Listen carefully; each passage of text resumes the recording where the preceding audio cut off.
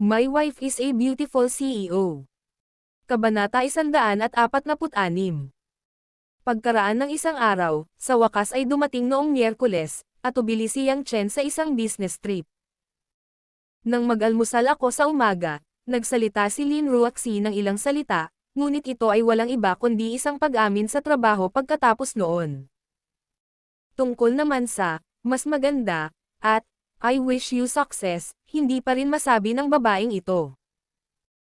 Inayos ng sekretarya ni Lin Yuaxi na si Wu Yu, ito ay isang eroplano na lumipad ng alas 9:30 ng umaga. Tanghalian pa lang noon sa Hong Kong at i-host ito ng kabilang party, ang Hong Kong Jinyun Group. Para naman kay Zheng Xinlan, nalaman na si Lin Ruaxi ay personal na nagpunta kay Lu Lin, ang Vice President ng Changlin Media, at siya ay pumunta sa Zhonghai.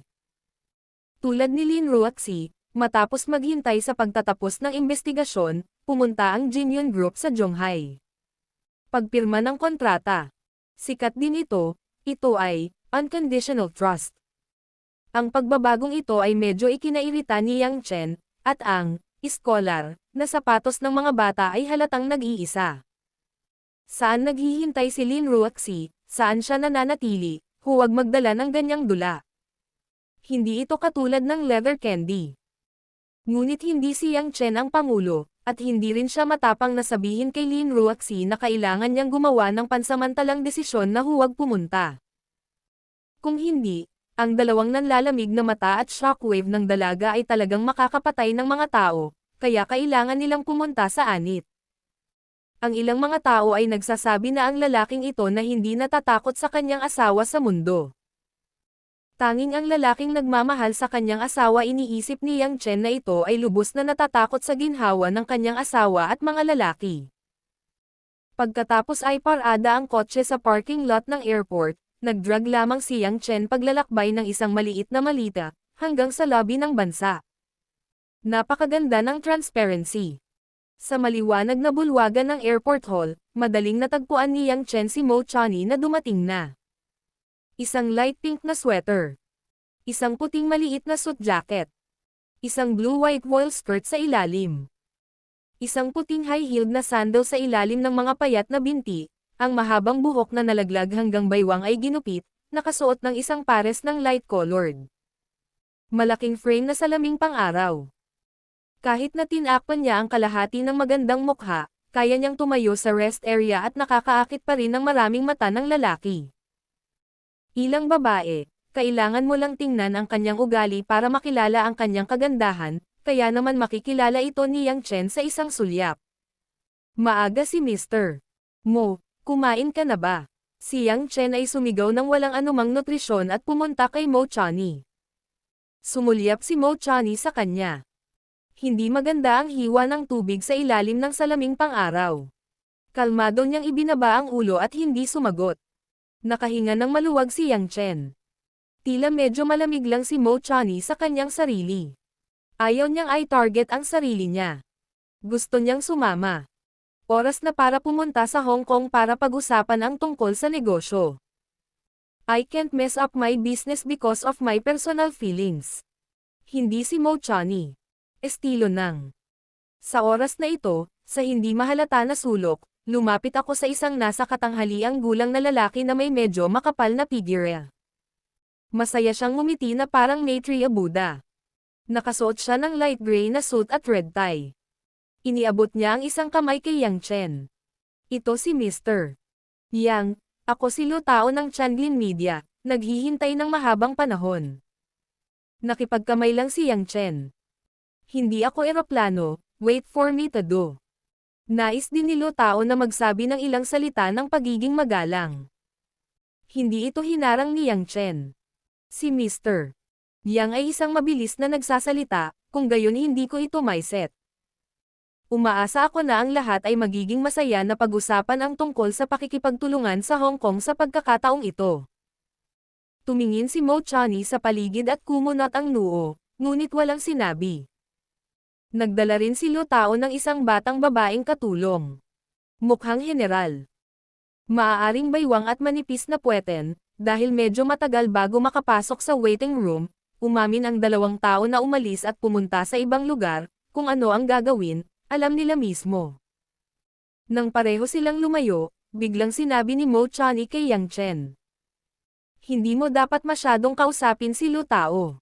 Sa pagkakataong ito, partner na ang Changlin Media. Kahit na ikaw ay dahil sa mga personal na relasyon, hindi mo gusto ang mga tao sa paligid. Zheng Xinlan. At saka, panatilihin ang etiquette sa eksena. Umupo si Yang Chen sa isang malambot na upuan at ngumiti. Tulad mo sa akin. Hindi ko maintindihan ang sinasabi mo. Mabilis na inikot ni Mo Chani ang kanyang ulo. I told you this. What cooperation does not cooperate, I don't care at all, I better have a surname.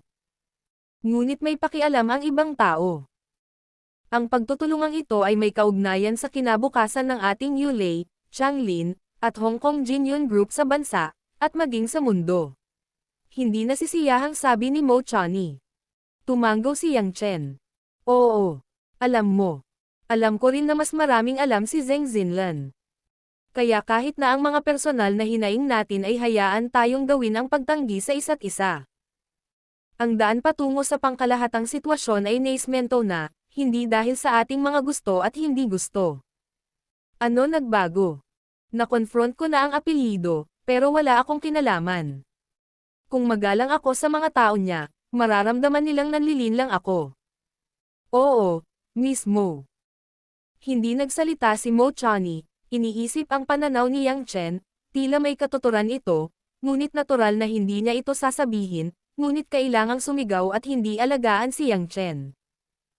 Pagkaraan ng isang kapat ng isang oras, dahan-dahang bumalik si Lu Tao at ang kanyang maliliit na katulong. Ang babaeng katulong ay may kaunting pamumula sa mukha na may kaunting acne. Ang katawan ay tila nag-spray ng maraming pabango, at ang lasa ay partikular na mayaman. Si Mo Chani ay nakakita pa ng ganitong uri ng bagay, at hindi niya ito binigyang pansin. Tumayo lang siya ng konti. Si Yang Chen ay nagtipon sa paligid ni Lu Tao at ngumiti at nagsabi. Lu, masyado kang mabilis na nagdidisarma.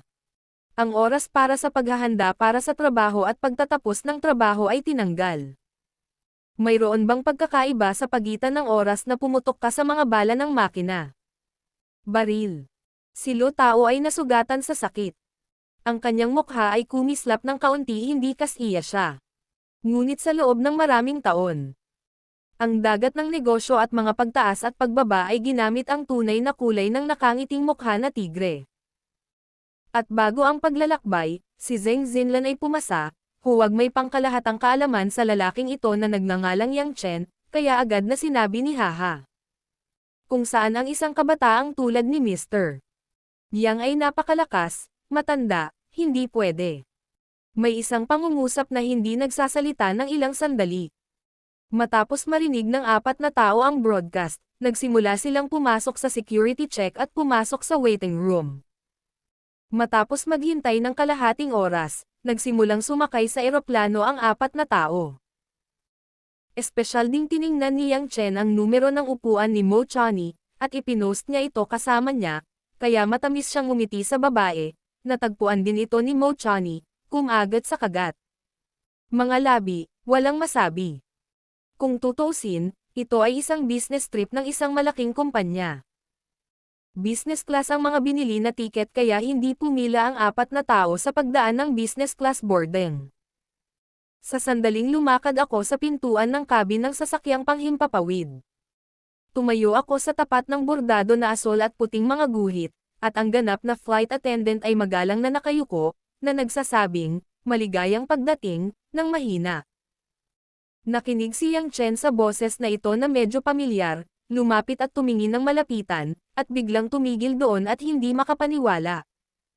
On the spot din ang magandang stewardess na ito na nakangiti lang. Ang kagandahan ng isang pares ng pilikmata ay hindi ka panipaniwala, at mayroong ilang mga sorpresa at pagkamahiyain, isang pink na cherry na bibig, isang puting mukha. Kinulayan ito ng pink peach. Mahal kong kapayapaan ng isip, munting prinsesa, naglalaro ka ba? Hindi napigilan ni Yang Chen na matawa. Ang flight attendant na nasa harap niya ay may marubdob na pagkakasalubong sa kanyang sarili at sa kapayapaan ng isip ng isang istasyon ng pulisya. Mula noon ay naroon na ang babaeng ito. Pagkatapos ng pangalawang pagkakataon, wala na akong kontak sa sarili ko. Naisip ko na hindi na ako magkakaroon ng anumang intersection sa mga babaeng mayroon ako sa nakaraan. Hindi ko ini-expect na isa pala siyang rich girl at nagpunta dito bilang flight attendant. Tandang padamdam. Ang kapayapaan ng isip ay bumalik din sa Diyos. Nakita ang taong ito na kumuha ng pinakamahalagang unang pagkakataon sa kanyang buhay. May kakaibang pakiramdam na hindi maipaliwanag, bago siya humiwalay sa kanya, iniisip na siya ay malaya niyang nakalimutan, ngunit ngayon ay harap-harapan. Peace of mind, bigla akong may lakas ng loob na umakyat at yakapin siya, pero kaya ko naman ang mga paminsan-minsang problema. Ngumiti ako. Mr. Knight, mauna na tayo. Nakita ni Mo Chani, na nasa likod ni Yang Chen, ang eksenang ito at halatang naramdaman ang hindi malinaw na relasyon sa pagitan ng dalawang tao. Nang makita na si Yang Chen ay napakalapit sa isang magandang babae, ang kanyang puso ay hindi panlasa, malamig at sumisigaw, at ang kanyang mga mata ay hindi nakita. Mabilis na nag-drill ang lupa sa cabin.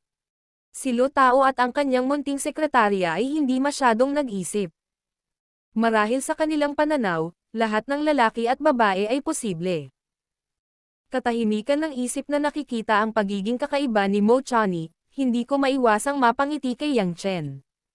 Mr. Knight, mukhang marami ang prinsesa mo. Siya, ngumiti si Yang Chen. Isa itong prinsesa. Isa rin itong kalaban na prinsesa. Business class na mga tao ay mas mababa kaysa sa inaasahan. Sa kabuuan ay higit sa 100 upuan. 2 tao lamang maliban kay Yang Chen, higit sa lahat na lumilipad sa Hong Kong, upang sabihin na paglalakbay, at iba pa, ito ay off-season din, hindi sapat nakakagulat. Ang ilan sa mga sorpresa ni Yang Chen ay ang kapayapaan ng isip ay ang flight attendant pa rin ng sasakyang panghimpapawid. Ang safety broadcast bago ang take-off ay natapos ng parehong Chinese at English. Ibig sabihin, ang mga tao ay hindi mga baguhan para magtrabaho at maglaro, at ang mga tao ay mga profesional na flight attendant.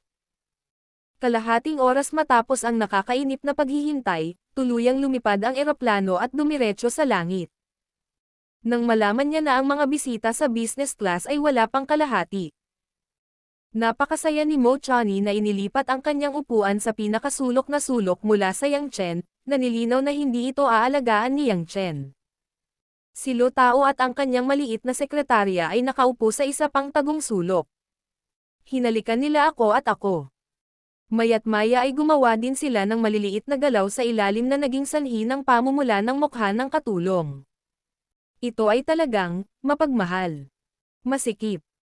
Hindi nagtagal at ang kapayapaan ng isip ay lumabas sa pinagtatrabahuan sa tulong ng isang trolley, na may kasamang propesyonal na ngiti at inumin para sa 2 pasahero sa harapan.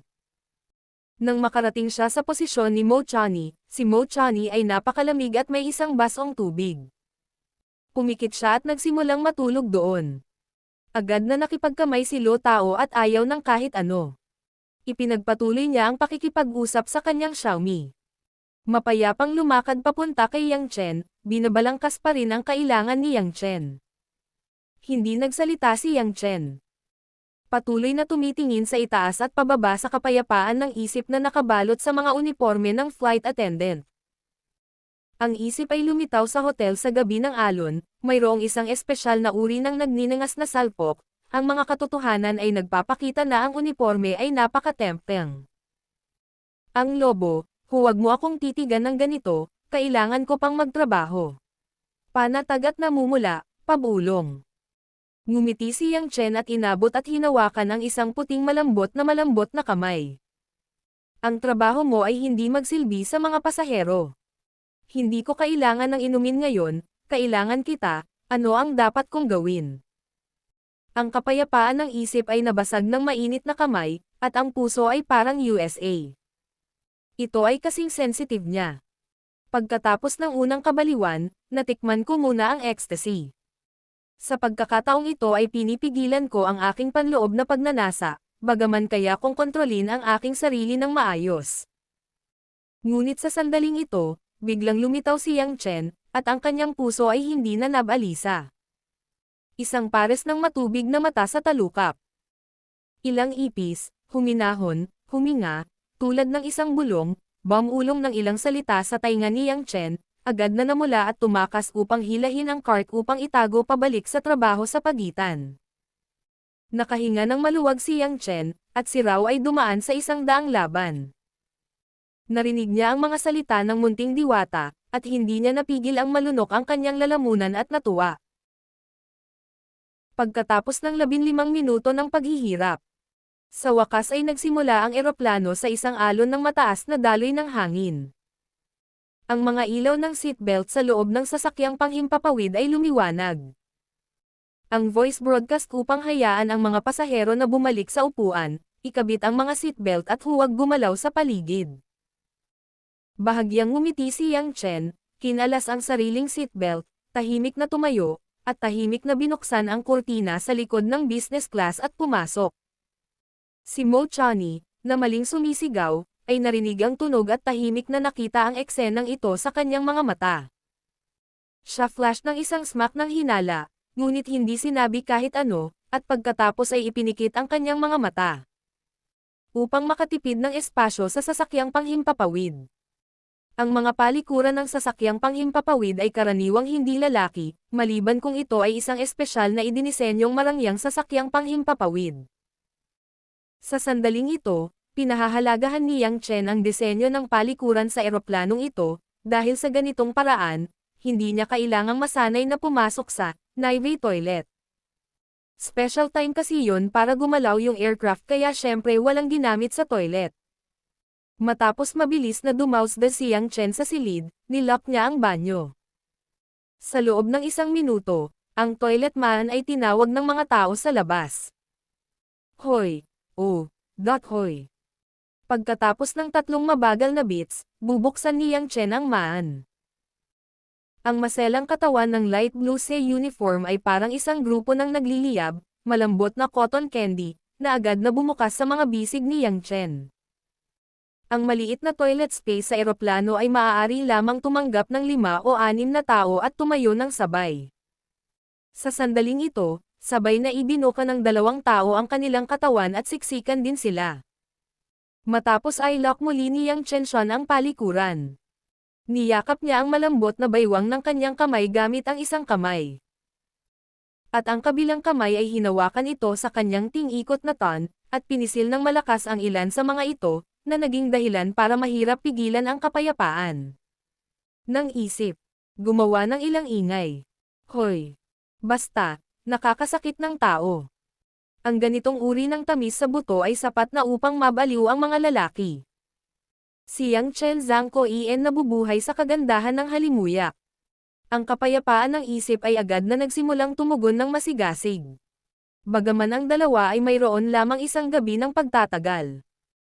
Ngunit ang pag-unawa sa isa't isa ay medyo dahil masyadong memorable ang gabing iyon, husay na sinunog sa aking isipan ang daloy ng katawan ng 2 lalaki. Ang kapayapaan ng isip na ang maselang asterisk ay napisil sa iba't ibang mga pagpapapangit. Si Tangko ay sinakop din ng mapusok na dila ni Yang Chen, basang nakabalot sa paligid, maaari lamang niyang, yin vomit, upang tamasahin ang ekspresyon. Ang kapayapaan ng isip na bigat sa mga bisig ni Yang Chen ay magaan at wala. Ang mainit at mahalumigmig na Jian ay nagpapatuloy. Si Yang Chen ay direktang idiniin sa kanya sa dingding ng banyo, ang dobleng tuwi ay pinilit na hawakan ang kanyang malakas na baywang sa likod, ang kapayapaan ng isip ay natural lang. Tulad ng isang pugita. Isang pares ng U-arms ang nakakabit sa leeg ni Yang Chen. Ang likod ni Capricorn Yang Chen. Ang balingkinitan at matambok na double tuwi ay nakakabit sa baywang ng oso ni Yang Chen. Ang itim na lace net na medyas na nakabalangkas sa tuwi ang mga kurba ay kapanapanabot at maganda. Ang mga itim na diamante at mataas na takong ay sinipa sa lupa ng may kapayapaan ng isip.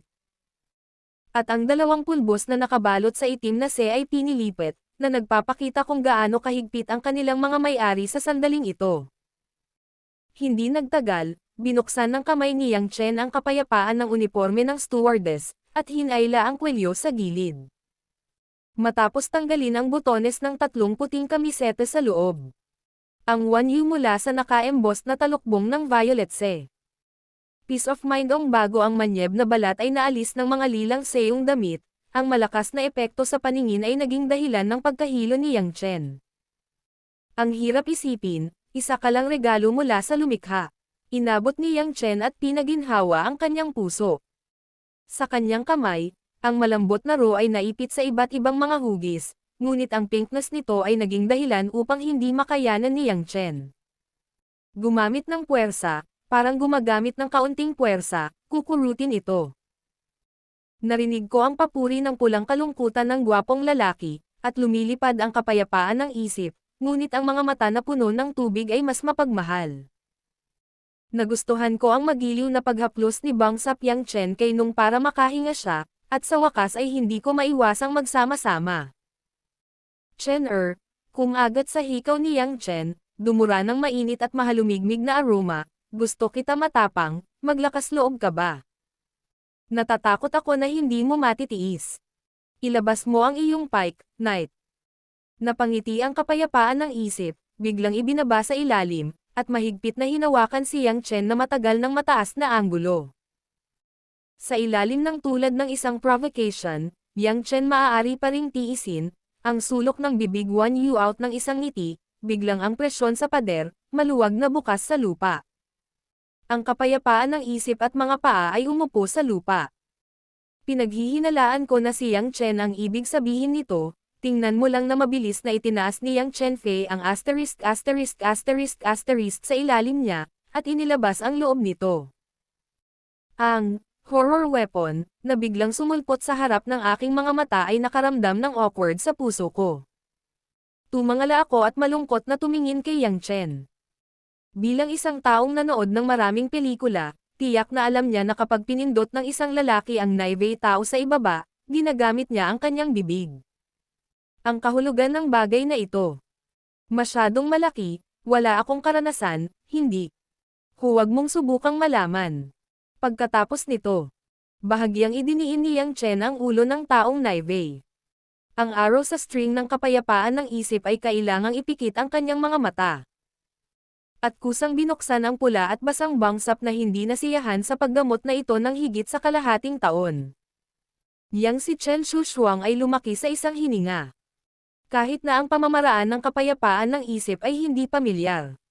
Hindi ko alam kung paano pasayahin ang mga lalaki.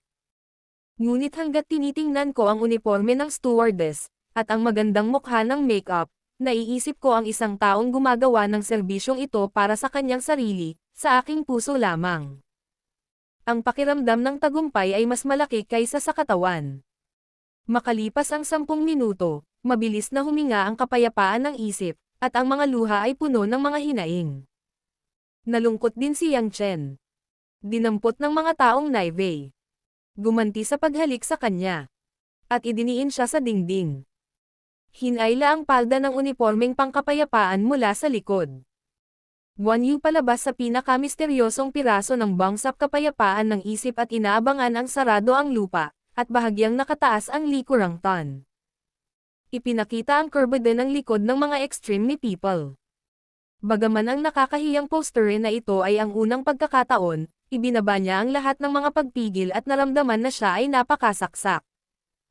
Nang makuha ni Yang Chen ang huling hadlang mula sa likuran, hindi niya maalala na sa sandaling iyon, nasa mataas na altitude ang dalawa. Sila ay nasa isang makitid na palikuran ng eroplano, at walang iba kundi ang espiritu at Ro. Makalipas ang mahigit kalahating oras, tumigil ang malabagyo na banggaan, at hindi na makatayo ang double tui. Ang kapayapaan ng isip ay malambot at nahulog sa mga bisig ni Yang Chen. Ang mukha ni Mei Kai ay kasing pula niyo, ang mga damit ay isaan, tulad ng mainit na bukal ng parehong beach. Humihingal at ninanamnam ang tamis pagkatapos ng kasuyo. Humingi si Yang Chen ng isang malaking tui na may kapayapaan ng isip, at nagtanong. Bakit ka magiging flight attendant? Ako ay orihinal na isang flight attendant, tahimik at tamad niyang sabi. Dahil ayaw kong sundin ang landas na ibinigay sa akin ng aking ama upang tapusin ang buhay na ito, hindi ako nakapagtapos ng kolehiyo at ako ay naging isang flight attendant. Paikot-ikot lang ako sa eroplano. Maalis ko na yung hala na binigay sa akin ng tatay ko. Pumayag ba ang tatay mo? Ang president ng airline na ito ay isa sa mga tiyuhin ko. Mahal na mahal ko ang nanay ko noong bata pa ako. Masyado akong nasaktan noong bata pa ako. Sabi ko kung gusto kong maging flight attendant, aayusin niya ako. Pasok ka. Gustuhin man itong kalabanan ng tatay ko ay hindi niya maiwasan. Ngumiti siya ng may kapayapaan sa isip. Yang Chen, ngunit ito ay may katuturan. Paano ang fiancé mo? Nalilibugan ka pa ba? Ipinilig niya ang kanyang ulo na may kapayapaan ng isip. Ayoko siyang alagaan. Sinabi ko sa tatay ko, tapos pinilit ko. Nagpakamatay ako. Siguro after niya akong makitang gumagawa ng kalokohan, natakot talaga ako. Anyway, bata pa ako. After ilang taon, sabi ng flight attendant, pagkatapos nito, baka ang makukulit na tao ay pumunta para sunduin ang ibang tao, at hindi na ako sumakit ang ulo. Kakagawa ko lang ng desisyon, nakangiting sabi ni Yang Chen. Kapayapaan ng isip Wan Yu ilang tanong, ano? I remember the last time I said in the police station, if you meet again, you have to give me a baby. How do we calculate this time? Nakahinga ako ng maluwag, at medyo natakot ako. Ayaw mo talaga na ipanganak ko ang anak mo. Hindi tayo pwede, hindi papayag ang tatay ko na pakasalan kita. Hindi ko naman sinabing gusto mong pakasalan ka. Ngumiti si Yang Chen. May asawa na ako, napakaganda ng asawa ko. Then what do you mean, plinong me? Nagagalit, narinig Yang Chen sinabi na siya ay may isang asawa, ang aking puso ay hindi isang lasa. Hindi naglalaro nung, seryosong sabi ni Yang Chen. Ako na ngayon, hindi ko matatanggap ang ibang lalaki at magkaroon ka ulit. Ikaw ang magiging naivay kong tao sa buhay na ito. Kung hindi, sino ang kasama mo, hahayaan kung sino ang patay. Nais lang sabihin ni Angsan na nagbibiro si Yang Chen. Ngunit ngayon, ang mga mata ng lalaki ay totoong-totoo. Kahit na ang diskurso ay napakaliit. Ngunit ang kanyang mga mata ay determinado, ngunit ang mga tao ay kailangang maniwala na ito ay hindi basta-basta sinabi siya ay talagang pumatay ng ibang lalaki. You don't want to be so good. I am so scared. Ibinaba ni Ai ang ulo sa katahimikan ng isip.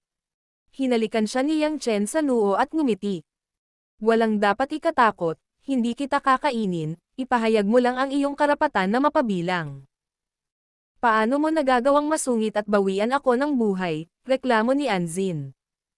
There is no absolute fairness in this world. When you seduce me to the hotel to open the room that night, you are already doomed to the cause and effect of today. You can be a bully, rude, vulgar, vicious.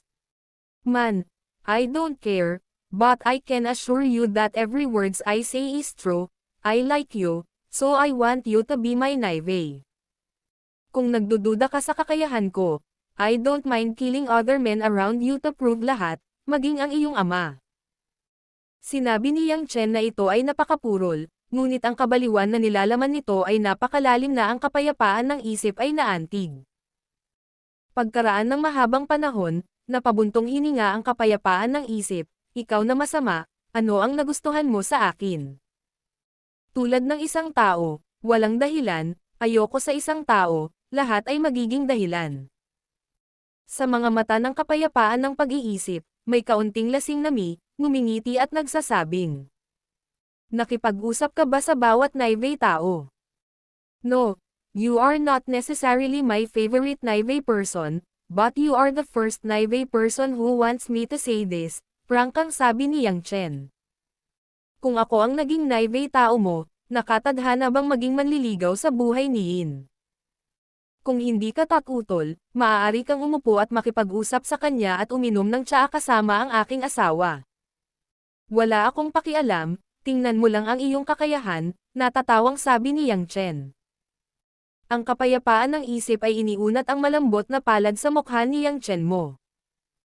Napaluha, Yang Chen, hinayaan mo akong hindi malaman kung paano kita tatanggihan, o talagang nahulog na ako, ngunit hindi ko gusto ang pagiging abala feeling. Pwede pinayagan mo ba ako? Ano ang ing? Ang kapayapaan ng isip ay nagtayo ng hintuturo at dinilaan ang kanyang bibig. Sa isang taon, kung maaari tayong magkita muli, hindi yung partikular na hinahanap mo ako, ni hindi kita partikular na hinahanap. Kung magkikita tayong muli, gagawin ko ang lahat. Makinig ka, maging manliligaw mo, manganak ka. Sa iyong anak, ang lahat ay sa iyo. Kung hindi kayo magkikita, nakangiting tanong ni Yang Chen, sa katunayan, ang tanong na ito ay masyadong simple para sa kanya. Hanggat payag siya, siguradong makakahanap siya ng kapayapaan ng isip. Kung ito ay sinadya o hindi, sino ang makakapagsabi ng ganap? Kung hindi kayo magkikita, ang sabi ng kaunting kapayapaan ng isip. Iyon ay, wala tayong pagkakataon, ngunit pipigilan kita sa ibang mga lalaki, natatakot talaga akong pumatay ka. Naive mga tao palaging pakiramdaming. Para sa kapayapaan ng isip. Siya ay kulang ng isang pakiramdam ng seguridad mula sa isang murang edad, mas handang maniwala sa tinatawag na kapalaran, upang bigyan siya ng pinakadesperadong paninindigan. Well, I promise you, pero bawal kang magsinungaling. Nakangiting sabi ni Yang Chen. Peace of mind, pouting infinitely flew him with a white eye, lahat ay sira-sira mo, kaya kung sundin kung sino ang pupuntahan. Nang maayos na ang pananamit ng dalawa, halos 1 oras na mula simula hanggang matapos. Binuksan ni Men ang palikuran ng may kapayapaan ng isip. Ngayon ay nakatayo na ang bibig ng ng ilang lalaking naive pasahero, nakatingin sa kanya ng may kawalang kasiyahan, tila naghihintay sa banyo. Peace of mind, nahiya akong ngumiti sa lahat, at agad na tumakbo pabalik sa lugar ng trabaho. Papasok pa lamang ng isang naive pasahero sa palikuran, si Yang Chen ay muling lumabas ng palikuran. Natigilan ang mga pasahero sa pinangyarihan, ang lalaking naive ay sabay na pumunta sa palikuran. Nakita ni Yang Chen ang lahat na nakatingin sa kanyang sarili ng may panghahamak. Sabi niya, tignan mo ate mo. Tumayo yung lalaki at nagwisik no, umupo yung naive tao, at may problema sa toilet. Pagkatapos ay bumalik siya sa negosyo. Cabin. Ilang pasahero na lang ang natira, nakatingin sa nag-iisang palikuran sa palikuran. Si Yang Chen, na naglakad pabalik sa business class, ay gustong magpahinga sa posisyon. Bagaman ang kalahating oras na ulan na ito ay lubos na nasiyahan sa kanya, sa maliit na lugar ng palikuran, kadalasan ay nakatayo at ginawa ang uri ng pagmamahal. Medyo umasim din ang pakiramdam niya sa bagay na iyon.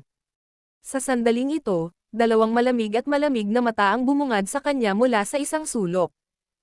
Nanginig si Yang Chen at tumangala. Si Mo Chani ang hindi alam kung kailan niya tatanggalin ang kanyang salaming pang-araw at nagpakawala ng tingin. Si Yang Chen, na hindi sigurado, ay ngumiti at ngumiti. Umupo siya sa nadama ng karayom at kinuha ang asterisk niya para maupo. Napakatahimik ng biyahe sa buong biyahe. Nang tanghali na, lumapag ang eroplano sa Hong Kong International Airport, at naunang bumaba ng eroplano ang mga business class na bisita. Nang lumabas ako ng cabin, nagbihis ako ng maayos. Bilang simula, ang marangal na kapayapaan ng isip ay ngumiti kay Yang Chen ng matamis, at may walang katapusang pag-aatubili sa pinutol na tubig, lihim na hinalikan si Yang Chen. Nilunok ni Yang Chen ang kanyang lalamunan, at binilang niya ito. Talagang fox ejaculation ang babaeng ito. Si Mo Chani, na nakakita ng eksenang ito, ay nanlamig at napasigaw. Nanguna siya palabas ng cabin at lumakad palayo, na para bang tinatamad siyang sumama kay Yang Chen. Kumurap sina Yang Chen at Angsen, at pagkatapos ay mabilis silang huminto para maabutin sina Mo Chani at Lu Tao. Sabi ko mismo, ano na naman ang ginagawa mo, na-provoke kita. Pabulong na bulong ni Yang Chen.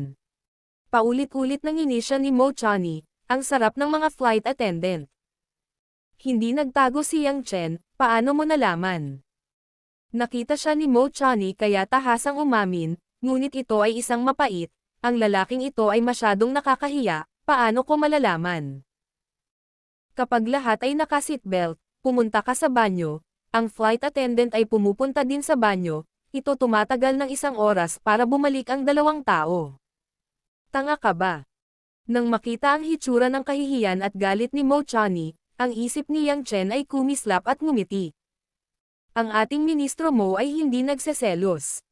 Kumain ka.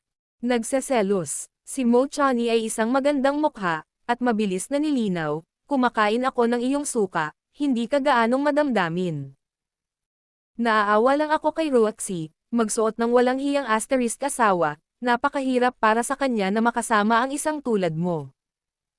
Pumunta ang 2 lalaki sa exit ng airport at nag-usap tungkol dito. Nag-show shuttle ang mga nakapaligid na pasahero na maingay at walang nakakarinig sa sinabi ng 2. Ngumiti si Yang Chen at sinabing, hindi kayo ako ni Roxy, paano mo malalaman na kailangan nating gumugol ng habang buhay? Ano ba? Para kang nakikipaghiwalay kay Roxy, para makahanap ka ng ibang fox. Humingi ng geology si Mo Chani. Hoy, ano bang kinikilig ka? Wala akong sinabi, kahit hindi ka hiwalayan, kakausapin ko. Hindi inaasahan ni Yang Chen ang kanyang reaksyon. Tinitigan ni Mo Chani si Yang Chen. I tell you, Yang, you better not to use your brains. Kung sasaktan mo si Roxy, siguradong papatayin kita. Nang makita ang malapit, mamamatay tao at magagandang mata ng babae, ngumiti si Yang Chen at iwinagayway ang kanyang kamay. Paano kasi, nasaktan ko siya, may oras pa siya para saktan siya. Ito ay pinakamahusay, sabi ni Mo Chani. Sa aking pag-unawa kay Roxy, hindi siya nagsasalita, ngunit iyon ang uri ng tao na lumalakad sa kamatayan at hindi lumilingon. Dahil pinili niyang pakasalan ka, tiyak na hindi magbabago ang isip ko. Kung maglakas loob ka, abandon her for other women. Even for the old chairman, I will let you die. Ang mga salita ni Mo Chani ay medyo nakakahiya. Ang mabangis na titig ay upang sabihin kay Yang Chen na siya ay napakaseryoso at tinawag ang likod ni Yang Chen. Gayunpaman, mula sa simula hanggang sa katapusan, hindi sinabi ni Mo Chani na, hindi pinapayagan, na hayaan si Yang Chen na magkaroon ng iba pang mga manliligaw. Sinabi lamang na hindi pinapayagan na saktan si Lin Roxy, na naglalaman ng kahulugan, ito ay medyo misteryoso. Hanggang sa domestic arrival ng exit. Sa napagkasunduang pinto, nakita ng 4 ang display ng Yilei, Changlin, na mga salita ng target card, ilang nakasuot ng suit at kurbata, ang hitsura ng lalaki. Naghihintay doon. Paglakad ko papunta sa pinakamalapit na lugar, nakita ko ang isang binata na nakasuot ng blue suit at nakatali na red-brown na may gwapong mukha at 1 metro o 8 ang taas. Sinalubong siya ng 4 na tao na may matamis na ngiti. Malinaw na ang grupong ito ng mga ulap ay nakakatugon sa mga pinuno ng mga tao. Nang naghintay ako ng mahabang panahon, sa wakas ay naghintay ako para sa isang kaibigan ng Yulei International at Changlin Media. Ako ang vice-presidente ng Lion Group, si Li Mohua, at ang aking ama na si Li Deshen. Dahil ang aking ama ay pisikal na abala at hindi komportable sa paglalakbay, dumating siya upang batiin siya at humingi ng tawad sa ngalan ng kanyang ama. Nakipagkamay muna si Li Mohua kay Lu Tao, at pagkatapos ay nakipagkamay kina Yang Chen at Mo Chani. Direktang nilampasan ang assistant ni Lu Tao. Obviously, napakaganda niya sa paningin niya at nakikilala niya ang bigat. Mahinhin na ngumiti si Lu Tao. Hindi ko inaasahan na personal na dumating ang amo ni Li Jiaxiao at nambobola na siya. How dare let Mr. Li comes in person. I didn't expect you to so solemn, ang bagal natin. Nagsorry din si Mo Chani. Pagkatapos ng lahat, ang isang grupo ng mga tao sa pamilya Li ay nakasuot ng formal na kasuotan, ngunit silang 4 ay casual na kasuotan. Mabilis at walang ingat na sinabi ni Li Mohua. Ito dapat ang sinabi ni Miss Mo Chani sa impormasyon, walang pakialam si Miss Mo, pagkatapos ng lahat, isa kang kumpanya sa industriya ng fashion, naiintindihan namin. Si Li Mohua ay mukhang napakadali. Pagkatapos makipag-chat sa ilang tao, Pinuna niya ang 4 na tao palabas ng airport at umupo upang salubungin ang mga mag-agarang sasakyan. Ang 7 serye na itim na BMW, ang gitna ay isang mahabang Cadillac. Heroic ang atmosphere. Ang kotse ay mabilis at tuloy-tuloy sa kalsada. At ang maluwang at mahabang katawan, personal na binasag ni Lee Muhua ang 4 na tasa ng Lafite red wine sa kotse, at ang 4 na tao ay palakaibigan at pagod. Si Lee Muhua ay walang mapagmataas na ugali ng malaking pamilya, na naging dahilan upang maging komportable ang 4 na tao. Kahit si Yang Chen ay hindi maiwasang maramdaman na ang lalaking ito ay halos kasing gwapo niya. May 4 na tao ba na nakapunta na sa Hong Kong dati? Malumanay na tanong ni Lee Muhua. Si Lu Tao at ang kanyang assistant ay parehong nasa business trip sa Hong Kong sa unang pagkakataon, at minsan lang nakapunta doon si Mo Chani. Si Yang Chen ay talagang nagbibilang ng mas maraming beses, dahil ang Hong Kong ay isang sentro ng pananalapi at kalakalan na may napakaraming mayayamang tao. Ang mga mahahalagang politiko ay lilito dito, at dating pumunta dito upang harapin ang ilang mga problema, ngunit mahirap sabihin, kailangan nilang sabihin na, wala. Agad na ngumiti si Lee Muhua at sinabing, tama, sa pagkakataong ito ay pumunta tayo sa Hong Kong, dapat nating hayaan na pangalagaan natin ang pagkakaibigan ng may-ari ng bahay. Sa negosyo, ng pribado, umaasa pa rin si Muhua na maging mabuting kaibigan sa iilan. Well, maaari tayong sumulong ng magkasama sa hinaharap. Napakagalang ng deputy ni Lee. Bago kami dumating, palagi naming sinasabi na ang pamilya Lee ay 100 taong gulang na. Ang henerasyong ito ng pamilyang Lee ay isang talentadong tao tulad ni Muhua, at ito ay dapat na mas mataas na antas. Nambobola si Lu Tao. Kumaway si Lee Muhua. Si Zheng Zhang ay isang magalang na salita. Siya ay nagmula noon sa Yanjing Zhengzhou. Hindi lamang sa Yanjing, kundi pati na rin sa maraming mga probinsya at rehiyon sa mainland China, mayroong malawak na mga network. Sa maliit na lugar na ito sa Hong Kong, ang pag-unlad ay lumakas. Hindi may kukumpara sa sikat na pinto tulad ni Zheng. Sa pakikinig sa inyong dalawa, medyo prangka ako, hindi makatayo si Yang Chen, kaya naputol at nagtanong. Lee Vice President, nasaan na ito? Gutom muna akong kumain. Ang diretsyong pahayag na ito ay nagpasindak sa mga tao sa eksena. Medyo sinabi ni Lee Muhua. Si Mr. Yang ay nababalisa. Pupunta kami ngayon sa Twilight Villa sa ilalim ng aming Jinyun Group. Ito ay isang resort para sa paglilibang, libangan, tirahan at kainan. Ang mga bundok at dagat, sa tabi lamang ng Kanazawa Bay, magkaroon ng magandang tanawin. Halos kalahating oras bago makarating, at naghihintay ang ama at ang gulugad ng kumpanya. Pagkaalis nila, makakain na sila. Excuse me, Vice President Lee, yung specific talk, kailan nagsimula? Mas nababahala pa rin si Mo Chani sa negosyo. Sinabi ni Lee Muhua. Mahinahon na si Miss Mo. Ngayon, lilipat na ako. Mangyaring magpahinga sa Twilight Mountain Villa. Magre-relax din ang tatay ko at ang mga kasama mong staff. Kapag bukas, magsisimula na ang pulong. Ang susunod 2 araw ang gagawin. Ang pagbisita ay ginanap at tinalakay sa mga mananaliksik, at sa wakas ang mga dokumento ng pakikipagtulungan ay pinagsama-samang ginawa. Mukhang naayos na ni Vice President Lee ito ng maayos, ngunit ito ay higit pa sa sapat. Napangiti si Lee Muhua. Ito ay isang magandang saloobin ng pakikipagtulungan, hindi kailangang pakialaman ni Miss Mo. Makalipas ang mahigit kalahating oras, unti-unting pinasok ng luxury team ang masukal na mga burol ng kakahuyan. Sa sandaling ito ay pumasok sa taglagas, ang mga pulang dahon sa mga bundok at ang mga dilaw na dahon sa kalsada. Habang patuloy na tumataas ang tahimik na kalsada sa bundok, unti-unti nitong nakikita ang malawak na seascape sa di kalayuan. Ang asul-puting linya ng dagat, at ang siksik na makalumang pattern ng gusali ng bahay, na bumubuo ng kapansin-pansing kaibahan sa larawan. Sa bundok, ang paradahan ay umiibig kay Fenglin sa gabi, at ang hamog na nagyelo sa Pebrero. Biglang nagkagulo si Lu Tao tungkol dito. Talagang pumili ng magandang lugar ang Twilight Hill. Pumayag si Lee Muhua na manguna.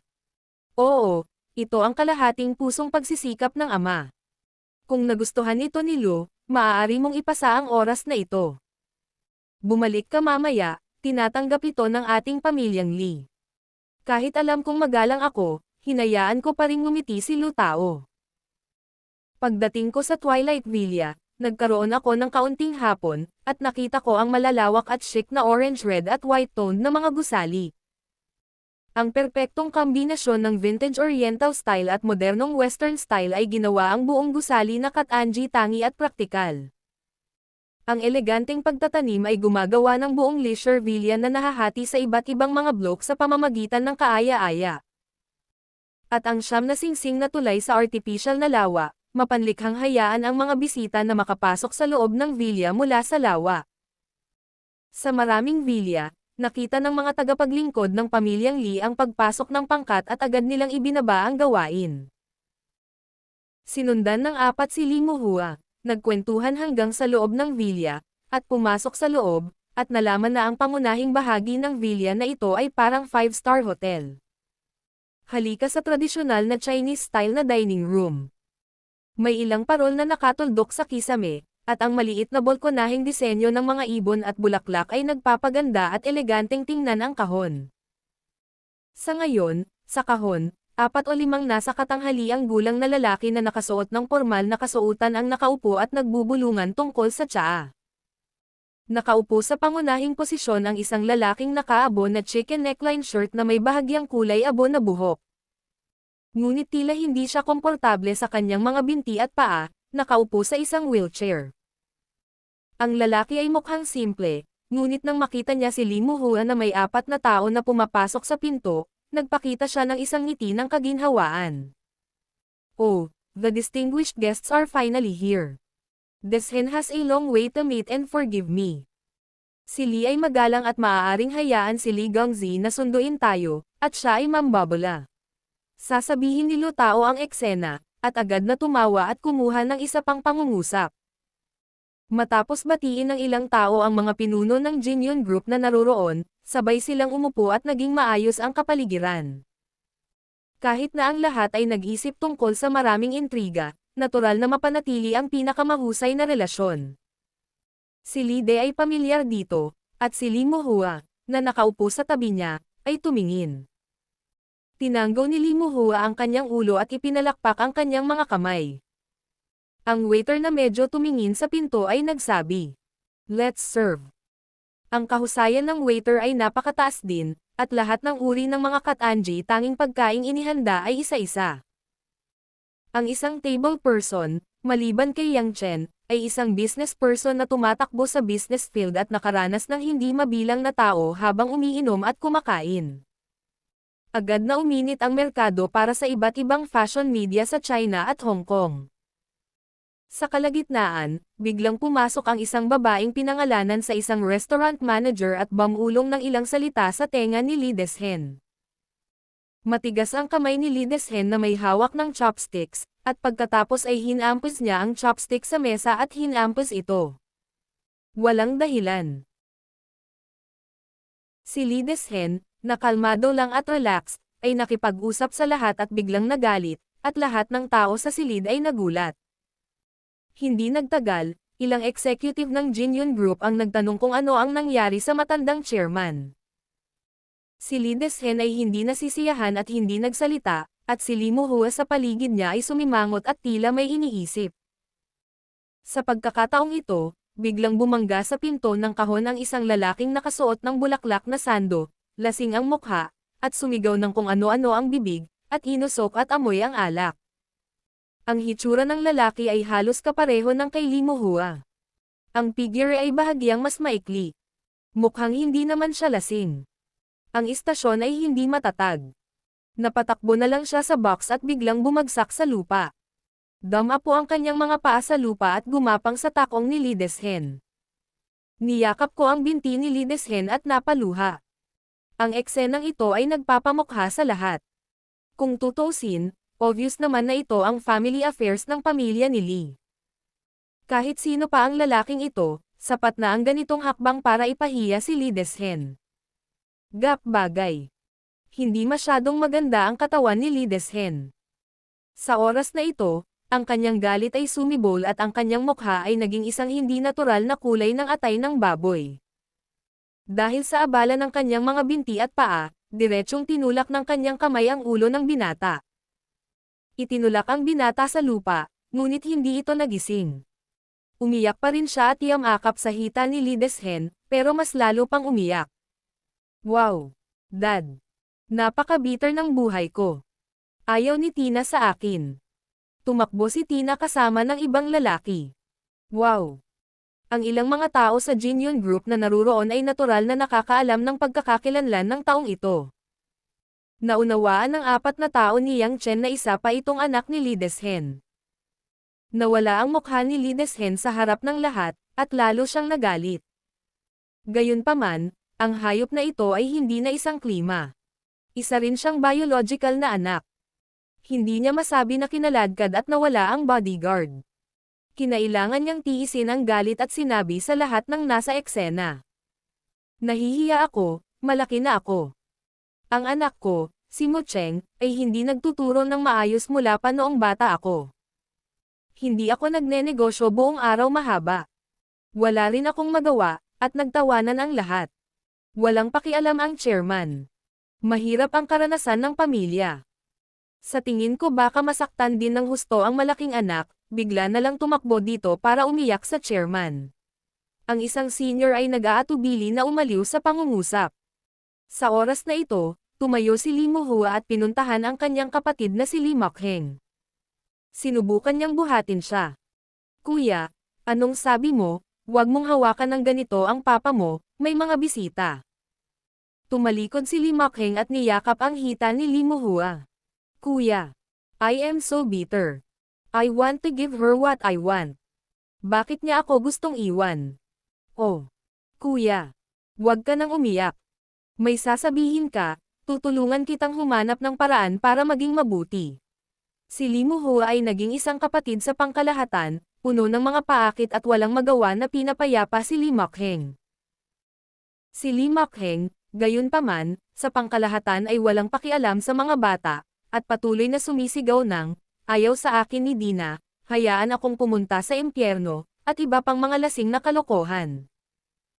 This picture is put on such a big family eldest son, it is really nothing good, let alone in the presence of such a guest. Saktong natahimik ang lahat, muling bumukas ang pinto. Isang lalaking nakaitim, malakas at nakaharap, nakita ng lalaki si Li Mokheng, agad na humakbang para hawakan siya, kontrolin ito. Tumanggi si Li Mokheng na lumuhad siya, at pagkatapos ay mahinahong sinabi ng kanyang mukha kay Lide. Ikinalulungkot ko ang chairman, hindi ko napigilan ang malaking tao na pumasok, ito ay aking pagpapabiye sa tungkulin. Bahagyang bumagal si Lideshen at nagtanong. Li Meng, gusto kong maging optimistic ka sa halimaw na ito, paano siya naging ganito ulit?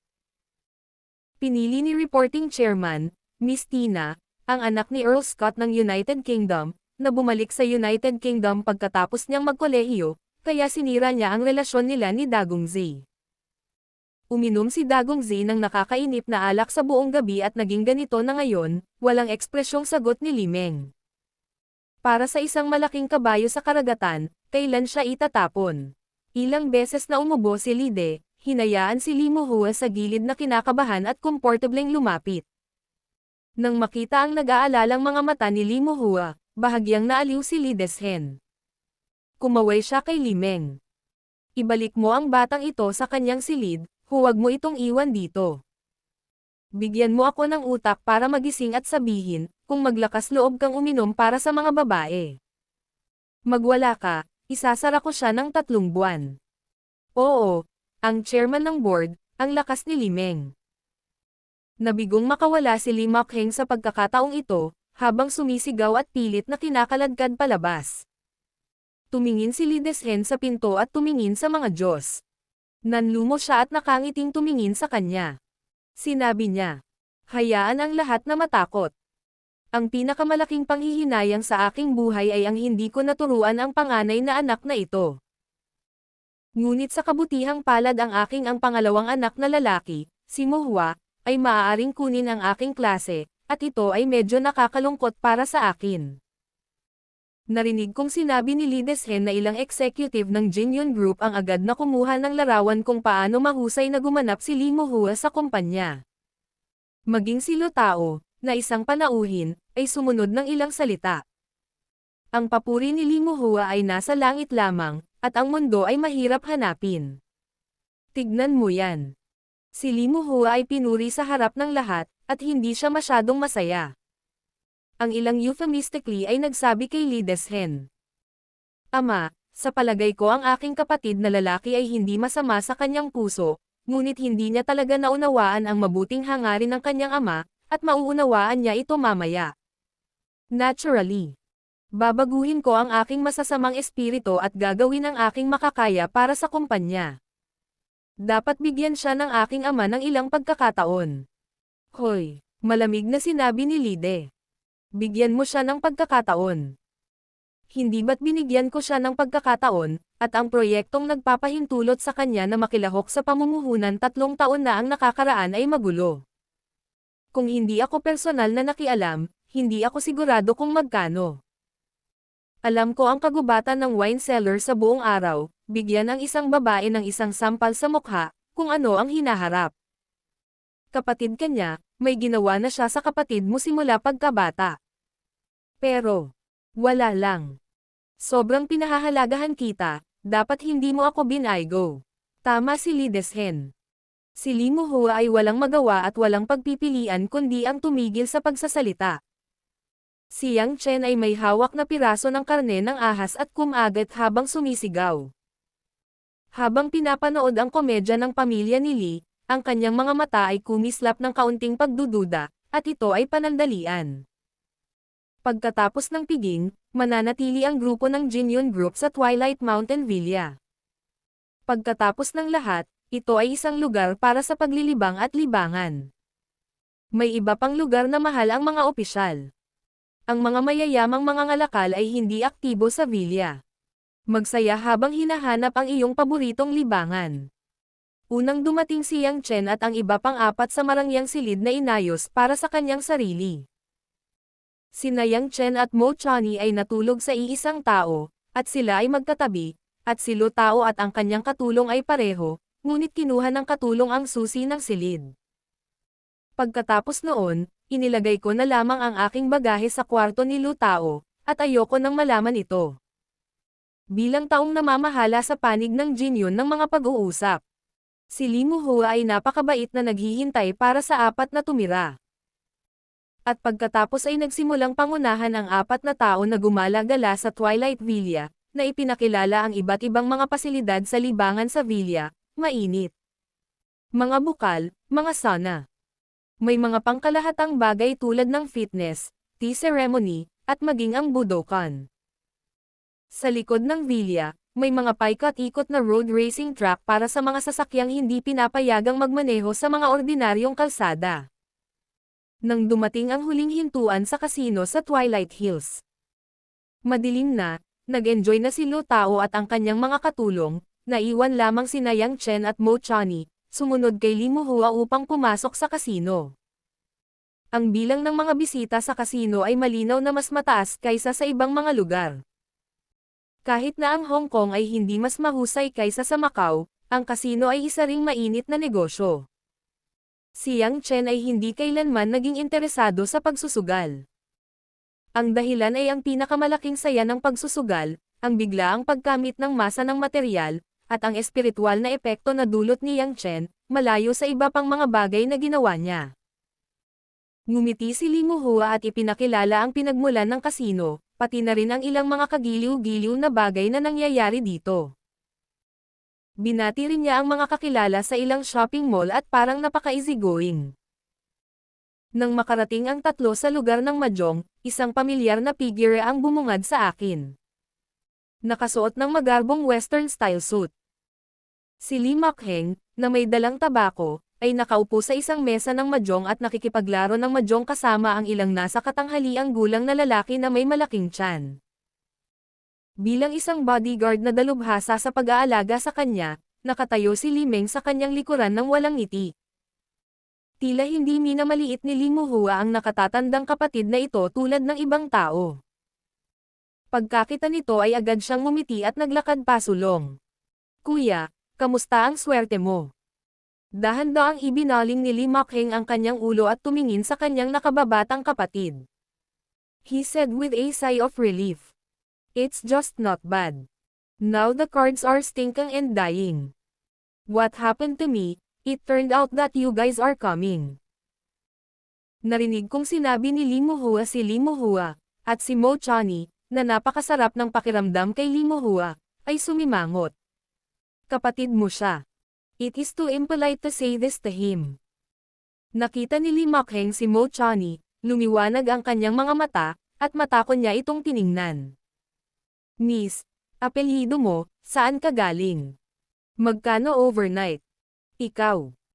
Nakita ni Mo Chani na gustong magalit, nagmamadaling hinikayat ni Li Muhua. Kuya. Huwag kang ganito, si Miss Mo ay isang mahalagang VIP na ipinadala ng Zhonghai Yulei International, hindi ganoong klase ng babae. Hoy, di ba, yan ang sinabi mo. Ang ganitong klase ng babae, in all likelihood, ay parallel, tulad ng hindi mo kayang bayaran, mas nakikita ko, ano ang puro. Si Li Makheng ay mukhang mapagmataas, iling ang kanyang ulo sa paghamak. Si Mo Chani ay nagkasala sa pagsusumamo ni Li Muhua, hindi maganda, at si Rao ay ganito. Sa harap ng napakaraming tao na sinasabihan ng iba na siya ang klase ng babae. Hindi pa rin siya komportable, ang pula ng mukha, nangangagat ng pilak ng ngipin, pagkatapos ng magandang pananalita, unang tumakbo palabas ng kasino. Mabilis na tumawag si Li Muhua ng 2 bodyguard para makipagsabayan kay Mo Chani. Para protektahan ang kanyang kaligtasan. At para gabayan siya pabalik sa kwarto, para malaman na napakalaki ng layout ng Twilight Villa, sa unang pagkakataon na mahirap makilala ang kalsada, obviously thoughtful, consider very thoughtful.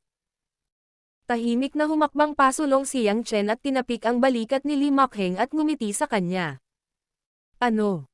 Hindi ako gay. Pinilit ni Li Makheng ang distansya ng may matinding pagbabantay. Ngumisi si Yang Chen at sinabing, sa tingin ko mas gwapo ka kaysa sa kapatid mo, hindi ko alam kung gaano kalakas ang loob mong magsugal. Bagamat hindi ko alam kung ano ang pakiramdam ng gwapo at pagsusugal. Ngunit si Li Makheng ay biglang inimbitahan ng isang kakaibang lalaki, nakaramdam pa rin ng kaunting paghamak, at agad na sumang-ayon. Bueno. Nakikita mong sinusundan mo ako sa malas na kapatid, dapat kang maging isang medyo galit. Isusugal kita at tataya. Hindi. Isa lang, hindi kami nagsusugal ng husto, hindi ka, hindi ako, higit pa tayo sa sugal, hulaan ang laki, panalo o talo, sabi ni Yang Chen gamit ang isang daliri. Isa. Magkano ito, ano ang kulay ng taya? Ungol ni Li Makheng. Ngumiti si Yang Chen at gumawa ng ilang salita sa tainga ni Li Makheng. Biglang ngumiti si Li Makheng at excited na nagtanong. Talaga? Let you do it. I am at your home site, dare to lie. Depende sa kakayahan mo. That ever. Natalo ako, anong hihilingin mo? Hindi tanga si Li Makheng, at agad na nagtanong ng mabuti. Itinaas pa rin ni Yang Chen ang kanyang mga daliri, 1,000,000, paano? Ang pagpapanggap ni Li Makheng ay malalim na pinag-isipan. Gusto mo pala ng pera, at ang 1,000,000 para sa taya na sinabi mo ay talagang sulit. Hindi ako natatakot sa iyo, isugal kita. Agad na bumangon at naglakad sa pinakamalapit na counter ng alakdan, at nagkalat ang isang grupo ng mga sugarol doon. Nang makitang gustong sumugal ng dalawa, bumulong si Li Muhua kay Yang Chen. Mr.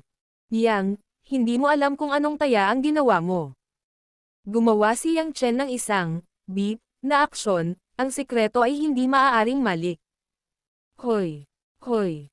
Tara! Sa zuang ka nakaupo o sa zuang ako nakaupo? Malakas na tanong ni Li Makheng. Inilahad ni Yang Chen ang kanyang kamay, gawin mo na lang. Si Lee Makheng ay buong pagmamalaki na ngumiti at sinabi. Dahil sinabi mo na ikaw ay casual, kung gayon hindi kita papayagan. Dapat ay sinadya mo at bukas palad, hayaan mo akong mahiya, hayaan mo akong ibigay sa iyo ang bookmaker, ikaw ba? Mga taong gulang na bata. Ang tanga, sinasadya mong sabihin ng basta-basta, tapos papakinggan kita, ako mismo ang gagawa. Matapos sabihin ito, naramdaman ni Lee Makheng na siya ay napakatalino at ilang beses na tumawa bago niya sinimulang iling ang tasa sa kanyang kamay ng dahan-dahan. Ang tinig ng alakdan ay patuloy na namamaga sa mga buto. Inalalayan ni Yang Chen ang kanyang mga kamay sa mesa, nilalaro ang kanyang mga daliri, at naghihintay na tumigil ang alakdan. Maraming tao sa paligid ang nanonood at nanonood. Kung tutuusin, milyon ang taya na ito. Kahit na mayaman sila, bihira silang maglaro ng malaki. Mga kalahating minuto, kinamayan ni Lee Makheng ang kanyang mga kamay at umasim, para lamang tumigil, ang alakdan sa ilalim ng tasa ay sa wakas ay tahimik. Hulaan mo, sabi ni Lee Makheng na may mukha at ulo. Walang ingat na kumamaw si Yang Chen sa kanyang mga tainga, hindi tumingin sa tasa, tumangala sa mukha ni Lee Makheng at sinabing. Malaki. Imposible iyon, maliit lang yata. Masayang tumawa si Lee Makheng. Mali ang hula mo. Sa karanasan ng master ko sa pagsusugal sa loob ng mahigit isang dekada, dapat malaki ito. Pagkatapos nito, hinampos ni Lee Makheng ang tasa. 1, 2, 3, maliit. Bulong ng isang dealer sa gilid. Biglang nadismaya si Lee Makheng at bumulong at sinabing, imposible. Nang makitang natalo ang kanyang kapatid, ngumiti si Lee Muhua kay Yang Chen at sinabing, Mr. Yang, mayroon kang mahusay na kasanayan sa pagsusugal at nanalo, at magpapadala ako ng 1,000,000 tseke sa iyong silid. Hindi na kailangan. Biglang ipinanganak si Lee Makheng at tumigil.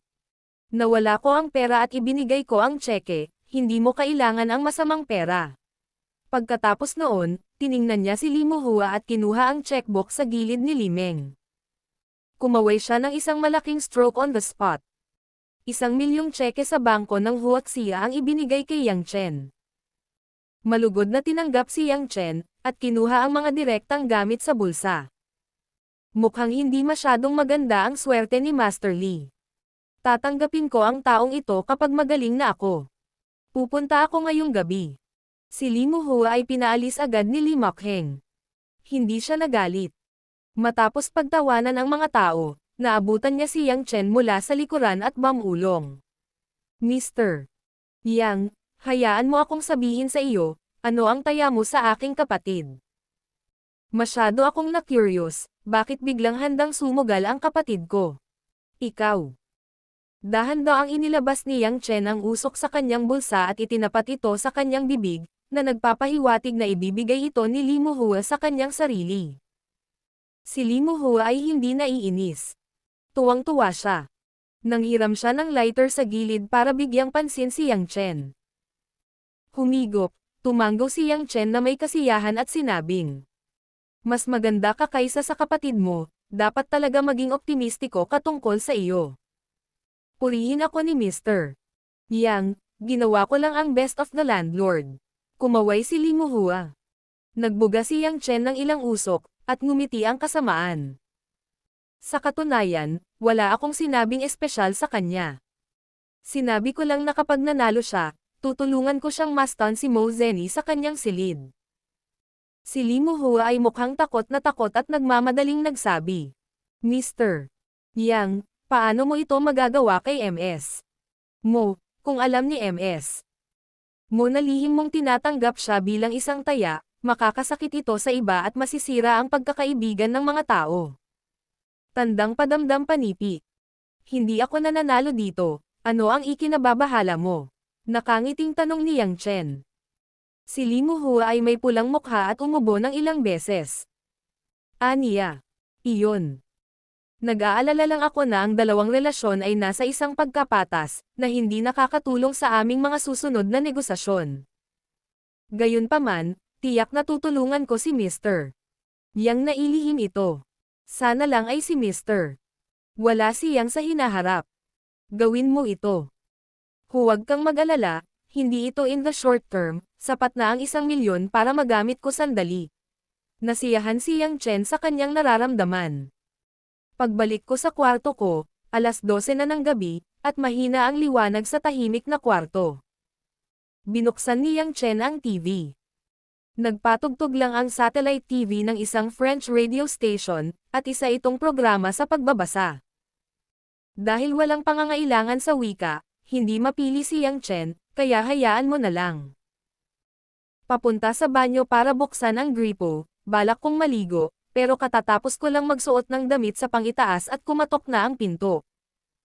Si Yang Chen na curious kung sino ang kakatok sa pinto ng huli, dumiretso sa pinto at binuksan ito. Nalaman niyang nagpalit na si Mo Chani ng maluwag at mapagbigay na plaid male pajamas. Sinabi sa kanya ng basang buhok na katatapos lang maglaba ng babae. Naliligo, ang katawan ay naglalabas din ng halimuyak ng shower gel. Oo, akala ko ito ang service lady na tinawagan ko. Hindi ko inaasahan na pupunta ako sa isang ministrong may mataas na grado, biro ni Yang Chen. Namula ang mukha ni Mo Chani at pumikit. Hindi mo ba maisuot ang damit mo at buksan mo ulit ang pinto? Gusto kong maligo at magsuot ng damit. Hindi ka makakapili kapag hindi ako naligo, sabi ni Yang Chen, at umatras siya ng ilang hakbang at hindi nagsuot ng damit. Is there something so late? Talagang gusto mo akong matulog? I am very clean and self-satisfied. Si Mo Chani ay hindi isang mahiyaing batang babae. Nang makita ang plano ni Yang Chen na pagtakpan, hindi na niya sasaluhin ang hubad na pangitaas na katawan nito. Sa halip, pumasok siya sa silid ni Yang Chen at pumunta sa tabi ng kama at banyo. Isang bilog. Nagtataka si Yang Chen, Miss Mo, may dapat bang puntahan? Pareho lang ang kwarto natin. Heng, tinignan siya ni Mo Chani. Tinulungan ko ang Ruaxi na suriin, at tingnan kung mayroon kang isang hindi responsableng tao sa gabi upang ibalik ang fox. Natigilan si Yang Chen, ngumiti si Evil. Tinutulungan ko talaga ang aking asawa na suriin. Sa tingin ko kung ang batis ay walang pakialam sa problemang ito, ngunit mismo, mukhang nagmamalasakit ka. Sinasabing si Mo Chani ay may mainit na ugat at mabilis na tibok ng puso. Talagang nag-aalala siya tungkol sa mga bagay sa eroplano sa araw. Nang maisip niya na maaaring magdala si Yang Chen ng ibang babae sa gabi, nakaramdam siya ng hindi komportable sa kanyang puso. Pagkatapos noon, nagpa siya akong tingnan. Let's be smug there, ikaw si Don Juan. Hinahabol ng lahat gusto mong kumain ng karne, ginagawa ko lang ang tungkulin ng isang mabuting kapatid. Dahil hindi mo pa naibalik ang sorrow, saka ako aalis. Naramdaman ni Mo Chani na mamamatay siya kung mananatili siyang muli, kaya ibinaba niya ang kanyang ulo at nagmamadaling gustong kumawala kay Yang Chen. Biglang hinawakan ni Yang Chen ang malamig na braso ni Mo Chani gamit ang isang kamay. Humakbang si Mo Chani at tumingkayad pabalik kay Yang Chen. Kinakabahan siyang nagtanong, "You grab me." Bumantong hininga si Yang Chen at sinabing, "Paumanhin, nagkamali ako noong gabing iyon. Ako ay time na humihingi ng tawad sa iyo." Nang gabing iyon, natural na magsalita, sa bahay ni Mo Chani, sinadya ni Yang Chen na matulog, naghihintay na dumating si Mo Chani para halikan siya. Sa katunayan, ito ay sariling kalooban ni Mo Chani, at si Yang Chen ay isang passive na tao, at walang mali doon. Gayunpaman, sa katapatan ng damdamin, nilinlang ni Yang Chen ang simpleng babaeng ito. Dahil sa isang matino na estado, sadyang nilinlang ni Mo Chani ang sarili upang makatulog, upang makakuha ng halik mula sa iba, na katumbas ng sinasadyang responsable na puti ay mas mura. Hayaan ang tunay na damdamin ni Mo Chani na hindi makakuha ng tunay na sagot. Bahagyang nanginig ang maliit na katawan ni Mo Chani. Bumalik ang kanyang mukha sa magandang mukha ni Yang Chen, namumula ang kanyang mga mata, ngunit hindi niya mapigilan ang sarili na umiyak, ngunit huminga siya ng malalim at sinabing, "Hindi ko alam kung ano ang pinagsasabi mo, huwag mong sabihin sa akin ang hindi mo maintindihan." Pagkatapos noon, Hinampas ni Mo Chani ang braso na ikinulong ni Yang Chen at tumakbo pabalik sa sarili niyang silid. Nag-aatubili na nagpout si Yang Chen, ang paghingi ng tawad ay medyo huli na, ngunit walang paraan, ang mga naunang tao ay dapat na mas tumutugon, hindi sila makikinig sa kanilang sarili. Kung mapapatawad man o hindi ni Mo Chani ang sarili, walang inaasahan si Yang Chen. Malapit na at hiwalay na ang relasyon ng dalawa, at magulo pa rin ang kaguluhan. Makalipas ang kalahating oras, naligo si Yang Chen at nagsuot ng pajama na inihanda sa silid, pinatay ang mga ilaw, at nagsimulang matulog sa kama. Biglang nag-iisip tungkol sa oras na ito. Sa oras na ito, si Lin Ruoxi sa Zhonghai ay hindi tatawag sa kanyang sarili at magtatanong ng mga matatalik na salita tulad ng, makinis ba ito? Isipin ito. Iniisip ni Yang Chen na ito ay masyadong katawa-tawa, talagang gustong gawin ito ni Ice Beauty. Sabihin mo sa sarili ko, naisip ko siguro na nasa kalagitnaan ako ng gabi. Nang ipikit ni Yang Chen ang kanyang mga mata at nagplanong matulog ng mapayapa, ang pambihirang lakas ng tainga ay nagparinig sa kanya ng ilang mga tunog na hindi dapat marinig.